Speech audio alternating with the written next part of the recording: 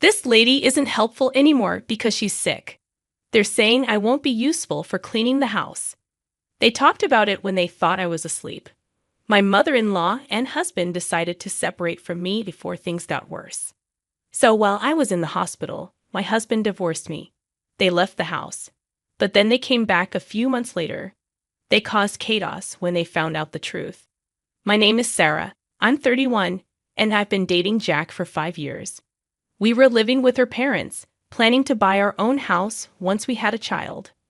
But it's been almost 2 years, and we still don't have a child. We're still living with her parents, along with my husband, his mother, and his younger brother. I became the center of attention because of this situation. My parents, who live far away and need flights to visit, always regretted not being able to help me. However, my husband has always been very caring towards me and had a good relationship with my mother-in-law. We were far from the typical conflicts between mothers-in-law and daughters-in-law. It seemed like those issues didn't apply to us. Everything changed when I had an accident and broke a bone. I was hospitalized and couldn't move on my own in the first few days after the accident. My husband and mother-in-law visited me daily, showing great concern. But now they only come once a week. I appreciated the visits, but everything changed after the doctor mentioned I could have permanent consequences. They didn't realize I was listening when they said, "She won't be able to do the housework anymore or anything like that. And it's still going to end up costing more than a wife who is no good for anything. She already has problems getting pregnant, so having children is even more unlikely now. Maybe it's even a good thing we don't have children. If she becomes permanently bedridden, I'll be the one who has to take care of everything at home. I didn't get married for this.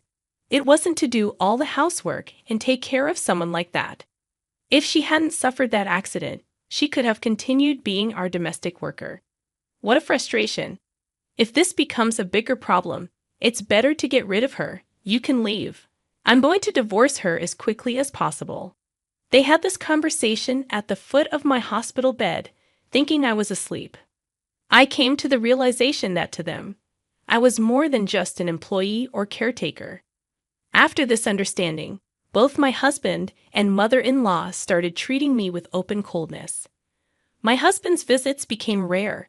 He probably wouldn't even be around if we had a son. With time, his visits diminished even more, not even once a week. My mother-in-law's visits were sporadic, filled with unpleasant remarks whenever she did show up.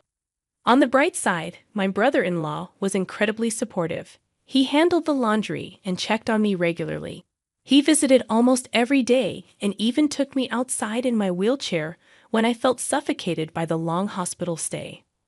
I often felt worn out from the physical therapy, and there were times when I wanted to give up. But I believe I've made it this far largely thanks to my brother-in-law. His presence has been crucial to my physical recovery. The therapy is going well, but it's still hard to tell if I'll have any permanent issues. When I shared news of my progress with my husband and mother-in-law, I overheard discouraging comments. "We should have gotten rid of her sooner," my husband remarked. Their reaction sparked an argument in front of me, showing their unawareness of the impact of their words. However, amidst their heated exchange, my brother-in-law defended me. He reminded them of the care I had provided for our house and father-in-law over the past 5 years. It all started when I began dating my husband, and they suggested we move in together to save money before marriage. They assured me it wouldn't infringe on our privacy or require rent payment, as long as I helped care for my father-in-law during the day while my mother-in-law worked part-time. So my brother-in-law and I teamed up to take care of my father-in-law at home. They shared a close bond, especially over his hobby of collecting antique furniture. He even owned a separate house dedicated to his collection, and my brother-in-law and I always enjoyed hearing about it. My father-in-law cherished his son Alex and cherished the time they spent together. Over time, his health declined, and despite years of care, he sadly passed away. After his father's death, my husband proposed to me, thanking me for always taking good care of him. "Let's continue together. Let's get married," he said. Despite all my efforts and dedication to household care, when I became unable to move, my husband, and mother-in-law treated me as if I was useless. When I finally regained mobility, I was furious and demanded resolution. My husband then proposed a solution. He offered me the house in exchange for settling our debts. He suggested dividing the property again. I was unsure if he would actually give me the house, but considering my father-in-law's considerable inheritance, which was divided between my mother-in-law, Sonia, and Alex, it seemed feasible. The inheritance amounted to approximately $20 million for each of us. Jack commissioned Alex to handle all the paperwork with the executor, which proved to be quite bothersome. They debated whether to donate the house as part of the division of property. My husband argued that it was just a big, impractical house in the countryside and suggested it wouldn't be a significant loss even considering its maximum value. He estimated it was worth about $1 million, plus various taxes that would be deducted upon selling. However, Jack was concerned about potential future demands from me and the spread of rumors in the neighborhood if they appeared to abandon me. They discussed what to do with me, and Jack suggested that Alex should take responsibility for me, his brother. But my husband questioned Alex's sudden interest, accusing him of becoming interested in me. Jack dismissed the idea, stating that I was no longer useful to them and shouldn't be asked to take both me and the house. "It's fine. I'll be back later," Jack said dismissively, adding, "Just hope you won't come asking for money later. Remember what I told you. I can't return damaged goods." Jack and Alex signed papers and arranged for the formal transfer of ownership through a lawyer. "I'll take some money from my savings," I responded. "Why don't you find a healthier, prettier, younger woman to marry and build a better house with?" Jack suggested to my husband. "Okay," my husband agreed. "Sarah, call a lawyer to start the divorce process." They quickly announced they would stay in a hotel for a while and left the room. Alex and I bid them goodbye silently. With Alex's help, I filed for divorce, and within a few days, Jack and I became complete strangers. A week later, Jack and my mother-in-law packed their belongings and left home. It was surprising that Alex, my brother-in-law, continued visiting. "Don't worry about it. I'm visiting because I want to," he assured me. We took care of each other and did housework together. We've talked more in these 7 years than you ever did with my brother. We're friends. His kind smile comforted me, and all I could do was express my gratitude. A month later, I was discharged from the hospital. Though I still needed physiotherapy, I felt relieved to be home after so long. "Do you think they'll really come back?" I asked Alex, worried they might return and make me work again. "If they come back, I'll push them away. I can't forgive them for treating you so badly. Besides, they have no right to return to this house," Alex reassured me. Since I couldn't move like before, Alex took care of most domestic tasks. Luckily, as a freelancer, I could work from home and contribute financially. With bi-weekly physiotherapy, I recovered smoothly, without any complications. A year later, I was back to living as before, collaborating with Alex on household tasks. We even synchronized our days off to travel together. Just when I thought our peaceful days would continue, a storm hit suddenly one night. While Alex and I were having dinner, the door was knocked repeatedly, and the intercom rang nervously. Sonia's voice came through, demanding to be let in. I hesitantly opened the door, and Jack entered without hesitation, demanding food. I refused to serve her, asking why she was here. She claimed she had spent all her money and was going to live here again. As my ex-husband approached me with disgusting familiarity, I felt a surge of revulsion. "That's why I divorced you." "I don't care about you anymore," I snapped back.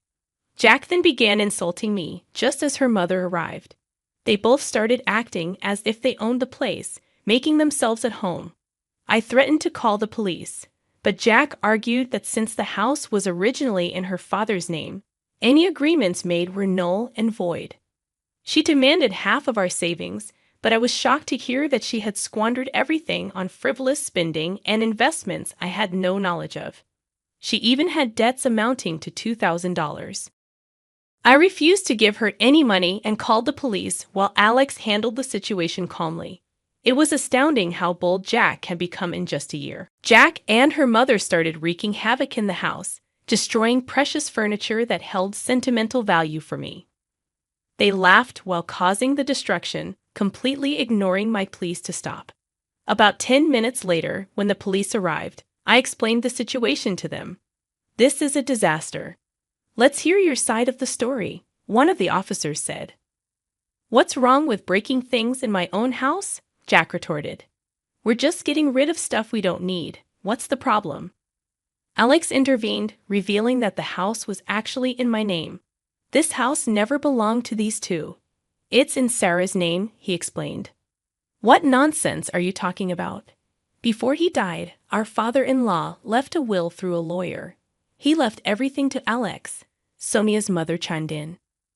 Upon hearing this, Jack and her mother were shocked. "So this isn't her property," Jack realized. "But wait, I'm her ex-husband. We're like family, so she has to forgive me," Sonia's ex-husband pleaded. "Don't make me laugh. You're a stranger now that you're an ex. I didn't even know you were in contact with another woman before our divorce was final. And you treated me like an employee," I countered. Jack tried to shift the blame onto her mother, claiming she influenced her actions. However, her mother revealed Sonia's failed attempts at relationships and business ventures, which left her in debt.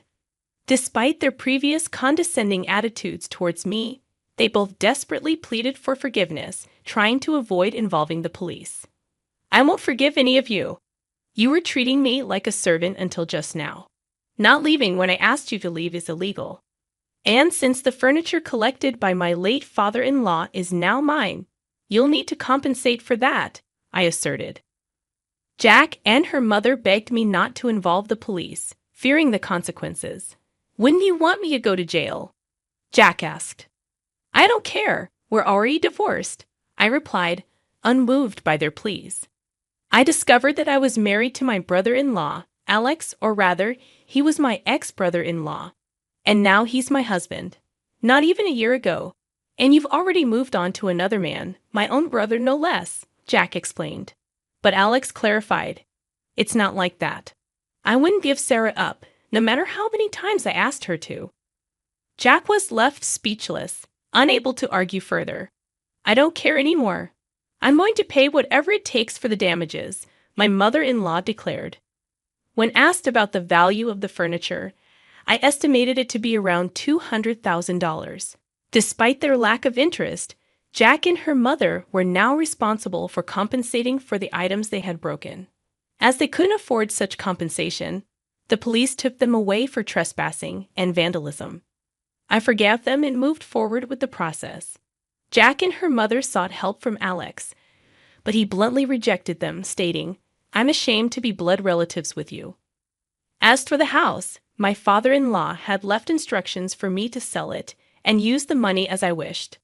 Alex revealed that the house's actual value was around $500,000, much higher than what we had initially thought. While we planned to sell the land eventually, for now, we decided to take it easy at home, as per my father-in-law's wishes. Concerned about having children, I went for a checkup with a gynecologist after marrying Alex. Fortunately, there were no problems detected with either of us. Now that the troublemakers were gone, Alex and I are happily living together.